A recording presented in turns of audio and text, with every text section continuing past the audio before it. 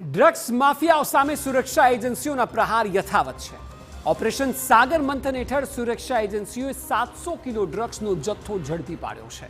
સાથે જ 8 વિદેશી નાગરિકોની પણ ધરપકડ આખાઈ કેસમાં કરવામાં આવી છે। નેવી, એનસીબી અને ગુજરાત એટીએસના સંયુક્ત ઓપરેશનમાં સફળતા મળી છે।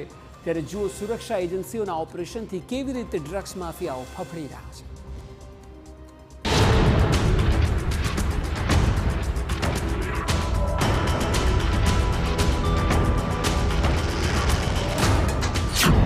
એનસીબીનું ઓપરેશન સાગર મંથન।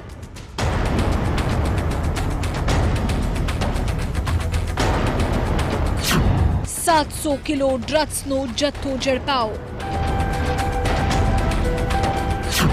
8 વિદેશી નાગરિકોની ધરપકડ।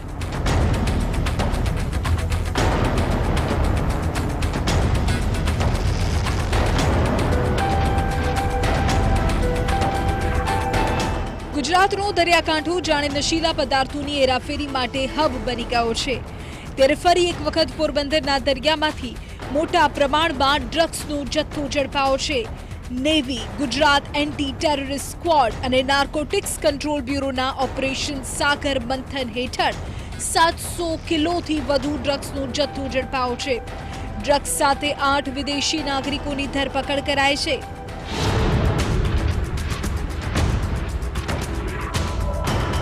મળતી માહિતી અનુસાર પોરબંદરના દરિયામાં બોટમાં ડ્રગ્સ આવતું હોવાની બાતમી દિલ્હી એનસીબીની ટીમને મળી હતી।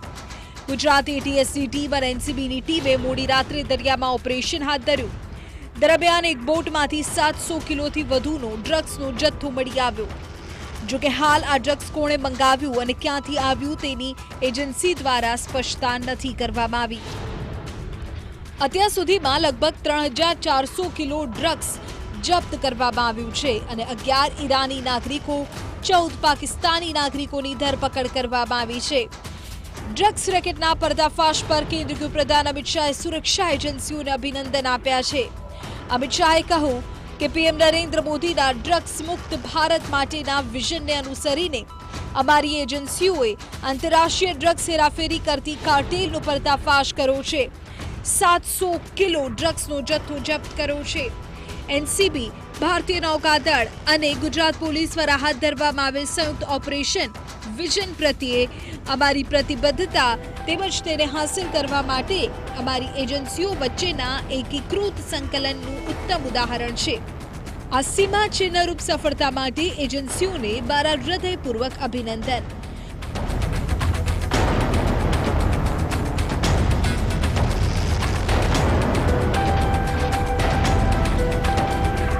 ગુજરાતનો દરિયાકાંઠો ડ્રગ્સ માફિયાઓ માટે સ્વર્ગ સમાન બની ગયો છે।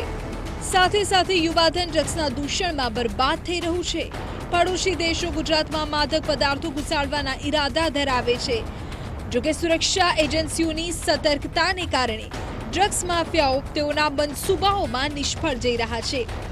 છેલ્લા એક જ વર્ષમાં ગુજરાતમાં 5640 કરોડનું ડ્રગ્સ ઝડપાયું છે અને 431 ડ્રગ્સ માફિયાઓને જેલના સળિયા પાછળ ધકેલાયા છે। આખા દેશમાં ગુજરાતનો દરિયા કિનારો જેવો છે જ્યાંથી 7 વર્ષમાં 40,000 કરોડ રૂપિયાનું ડ્રગ્સ પકડાયું છે। એટલે કે પ્રતિદિન સરેરાશ 15 કરોડ રૂપિયાનું ડ્રગ્સ ગુજરાતમાંથી પકડાય છે, જે દર્શાવે છે કે આપણી સુરક્ષા એજન્સીઓ સતર્ક છે। સુરક્ષા એજન્સીઓના અલગ અલગ ઓપરેશનના કારણે ડ્રગ્સ માફિયાઓ પર એક બાદ એક પ્રહાર થઈ રહ્યા છે। Bureau report TV9।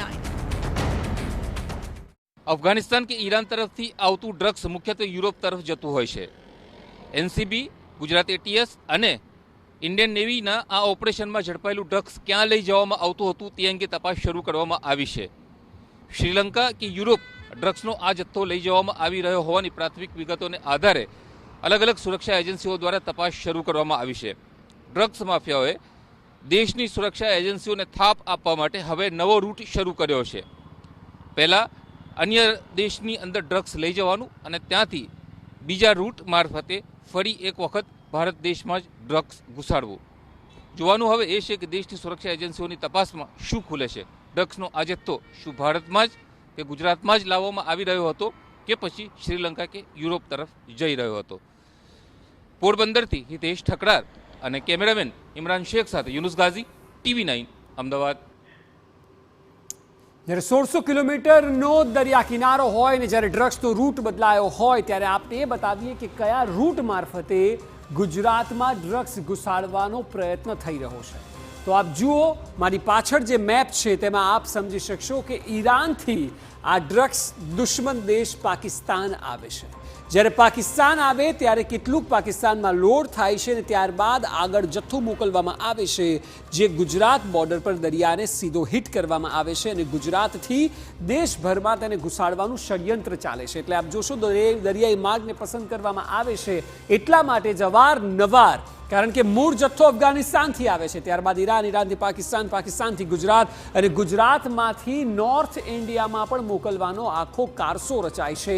એટલે આ દરિયા કિનારાનો ભરપૂર ઉપયોગ કરવામાં આવે છે જેના પર સતત નજર છે સુરક્ષા એજન્સીઓની અને તેને કારણે જ્યારે પણ આવો જથ્થો ઘુસાડવાનો મોટી માત્રામાં પ્રયત્ન થાય ત્યારે તેને ઝડપી લેવામાં આવે છે અને તેના જ ભાગરૂપે ડ્રગ્સ સતત ઝડપાઈ રહ્યું છે.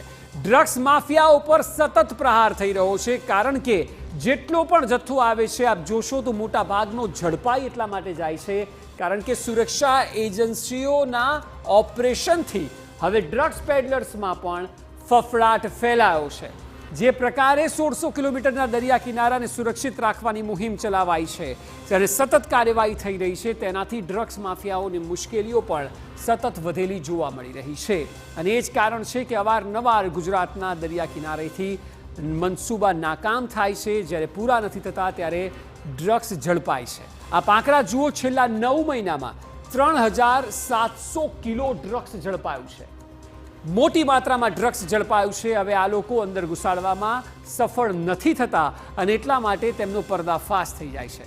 ઓપરેશન સાગર મંથન જેનો અહેવાલ આપે જોયો તેનાથી ડ્રગ્સ માફિયામાં ગભરાટ જોવા મળી રહી છે કારણ કે આટલા વ્યાપક પ્રમાણમાં સતત વોચ રખાઈ રહી હોય, કાર્યવાહી થઈ રહી હોય તો સ્વાભાવિક છે ડ્રગ્સ માફિયાઓમાં ફફડાટ ઓપરેશન સાગર મંથનનો હોય.